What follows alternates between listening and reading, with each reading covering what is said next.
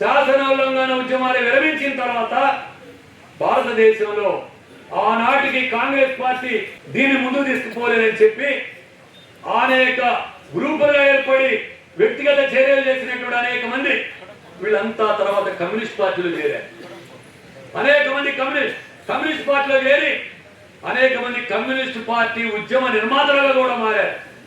మద్రాసులో కానీ, కలకత్తాలో కానీ, అదేవిధంగానే బాంబేలో కానీ అనేక ప్రాంతాల్లో ఇలాంటి వ్యక్తిగత చర్యలు చేసినటువంటి వాళ్ళంతా చివరికి ఆ వ్యక్తిగత బాంబుల సంస్కృతి, బాంబుల మోజు ఇది విప్లవాన్ని తీసుకురాదు, ఆంగ్లేయ సామ్రాజ్యవాదాన్ని తీసుకురాదు. ప్రజా ఉద్యమమే రైతాంగం, కార్మిక వర్గం కలిసి సామ్రాజ్యవాదానికి వ్యతిరేకంగా చేసే ప్రజానికం చేసేటువంటి పోరాటమే ఈ దేశంలో సామ్రాజ్యవాదాన్ని అరికట్టగలుగుతుంది అనేటువంటిది చెప్పి ఆ మేరకి వాళ్ళంతా కమ్యూనిస్ట్ పార్టీలోకి వచ్చి కమ్యూనిస్ట్ పార్టీ నిర్మాతలుగా ఉన్నారు. ఈ క్రమంలోనే 1934-35 నాటికి దక్షిణ భారతదేశంలో కూడా కమ్యూనిస్ట్ పార్టీ స్థాపకులే. ముజిబుర్ అహ్మద్ సాహచర్యంతో సుందరయ్య గారు ఇంకా అనేక మంది దక్షిణ భారతదేశంలో కమ్యూనిస్ట్ పార్టీని ఏర్పాటు చేశారు. ఆ తర్వాత దక్షిణ భారతదేశంలో కమ్యూనిస్ట్ పార్టీ విస్తృతమైనటువంటి పోరాటాలు చేసి అనేక చోట్ల కూలి పోరాటాలు చేసింది, అనేక చోట్ల రైతు సమస్యల మీద పోరాటాలు చేసింది, కార్మిక వర్గం పోరాటాలు చేసింది, అంటరానితనానికి వ్యతిరేకంగా పోరాటం చేసింది, కుల వివక్షతకి వ్యతిరేకంగా పోరాటం చేసింది. దళితుల్ని తమ ఉద్యమంలో ప్రధాన భాగస్వాములు చేయడానికి, ఆదివాసుల్ని తమ ఉద్యమంలో ప్రధాన భాగస్వాములు చేయడానికి కమ్యూనిస్ట్ పార్టీ ఎనలేని కృషి చేసింది. అందుకని ఈ కృషిలో భాగంగానే తర్వాత ఈ కమ్యూనిస్ట్ ఉద్యమం దేశవ్యాప్తంగా చాలా ప్రధానమైనటువంటి ప్రభావం కలిగిస్తున్నట్టు. ఈ క్రమంలోనే 1939లో రెండవ ప్రపంచ యుద్ధం వచ్చింది. ఈ రెండవ ప్రపంచ యుద్ధంలో ఆనాటికి ప్రారంభంలో హిట్లరు సోవియట్ యూనియన్ మీద దాడి చేయకుండా సంధి చేసుకున్నాడు స్టాలిన్. అది ఆ తర్వాత హిట్లర్ దాడి చేస్తారని చెప్పిన తర్వాత సోవియట్ యూనియన్ హిట్లర్ దాడి చేశారు. ఈ క్రమంలో అంతర్జాతీయ కమ్యూనిస్ట్ పార్టీ చర్చలో భాగంగా ఆనాటికే భారత జాతీయోద్యమంలో కూడా ఒక ఐక్య సంఘటనగా అన్ని వర్గాలను కలుపుకొని ముందుకు తీసుకుపోవాలని చెప్పి అంతర్జాతీయ కమిషన్ అనేటువంటి సలహా ఇచ్చింది. ఈ క్రమంలోనే భారతదేశంలో కొన్నాళ్ళు కమ్యూనిస్ట్ పార్టీ కాంగ్రెస్ లో చేరడం, తర్వాత దాన్ని వివేదించి బయటకు రావడంతో పెద్ద చరిత్రగా మలుపులు దీనిని పరిస్తున్నాయి. సరే, మనకి ఏమి చెప్పుకోవడానికి సమయం లేదు. ఈ క్రమంలోనే ముఖ్యమైన ఘటన 1939లో రెండవ ప్రపంచ యుద్ధం వచ్చింది. ఆ రెండవ ప్రపంచ యుద్ధం నాటికి నిజంగా ఆంగ్లేయ సామ్రాజ్యవాదానికి వ్యతిరేకంగా నిక్కచ్చిగా రాజీ లేకుండా పోరాడుతున్నది కమ్యూనిస్ట్ పార్టీ మాత్రమే. కమ్యూనిస్ట్ పార్టీ రాజీ లేకుండా సామ్రాజ్యవాదం ఈ దేశం నుంచి వెళ్ళిపోవాలా, సంపూర్ణ స్వాతంత్రం కావాలి, దున్నేవాడికే భూమి కావాలా, ఫ్యూడలిజం పోవాలి, అన్ని రకాల హక్కులు కావాలని కమ్యూనిస్ట్ పార్టీ పోరాడుతుంది. కాంగ్రెస్ పార్టీ అడుగడుగునా రాజీ పడుతూ ఉన్నది. కాంగ్రెస్ పార్టీ అడుగడుగునా ఆంగ్లేయులతోని రాజీ పడుతూ పోరాటం చేస్తూ ఆ పోరాటాన్ని ముందుకు తీసుకుపోకుండా రాజీ పడుతూ ఉంది. మొదటి నుంచి కాంగ్రెస్ పార్టీకి రెండు ముఖాలు ఉన్నాయి. ప్రజల సంతృప్తిగా ఉంటే ఉద్యమానికి పిలిపివ్వడం, ప్రజలు ఉద్యమించి ముందుకు పోతుంటే కాళ్ళు బట్టి వెనక్కి రావడం.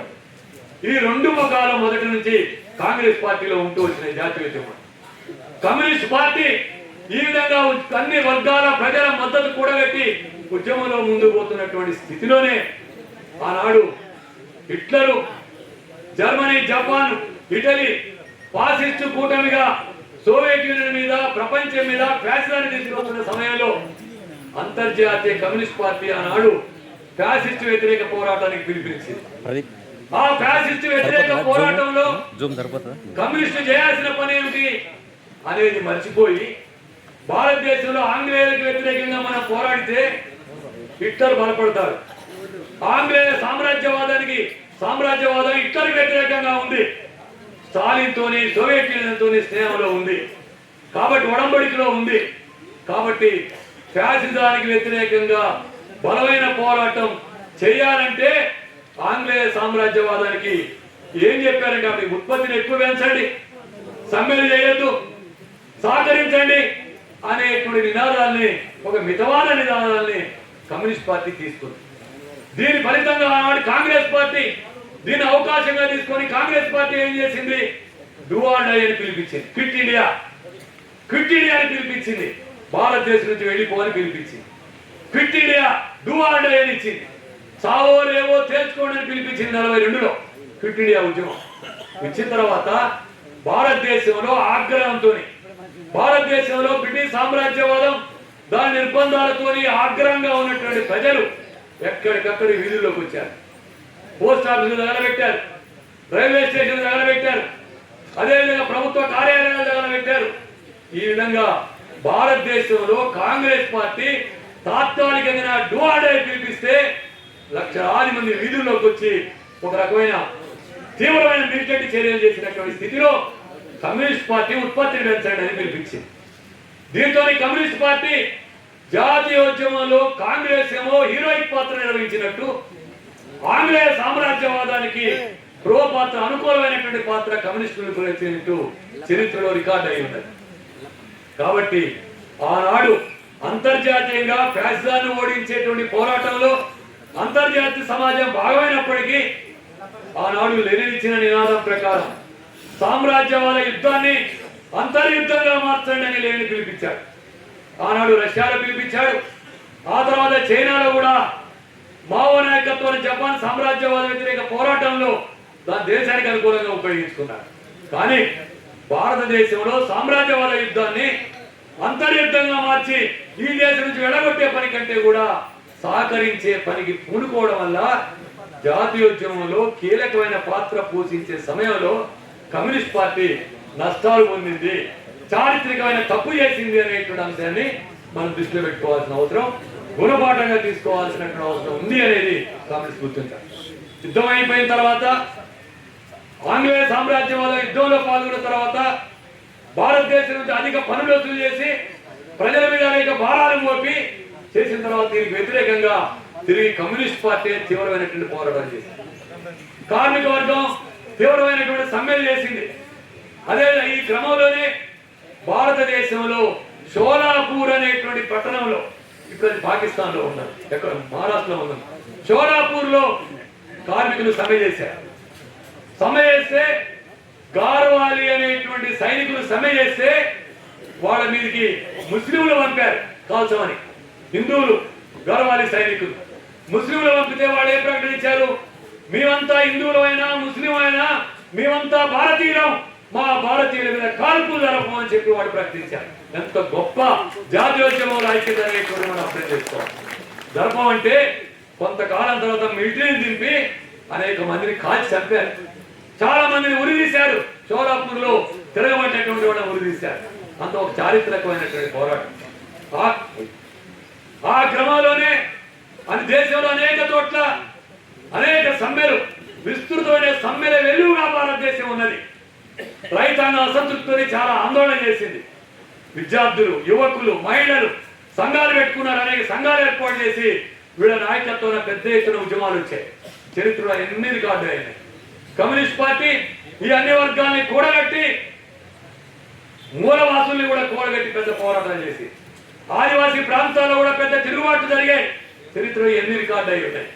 ఈ క్రమంలోనే 1946 నాటికి వచ్చేసరికి బొంబాయిలో ఓడరేవు దగ్గర రాయల్ నౌకాదళం అనేటువంటి దాంట్లో ఓడలో ఆ నౌకాదళం అటువంటి వాళ్ళు ఒక సమ్మె చేశారు. ఏమనంటే వాళ్ళు ఏం చేశారంటే ఇండియన్ వాళ్ళు ఏంటంటే యూనియన్ జాక్ ఇంగ్లాండ్ యొక్క జెండా దించేసి ఆ స్థానంలో భారతదేశ జెండాను ఎగిరేశారు కార్మికులు. వాళ్ళు ఎగరేయడమే కాదు, మేము ఇంగ్లాండ్కి ఉత్పత్తులు పంపం.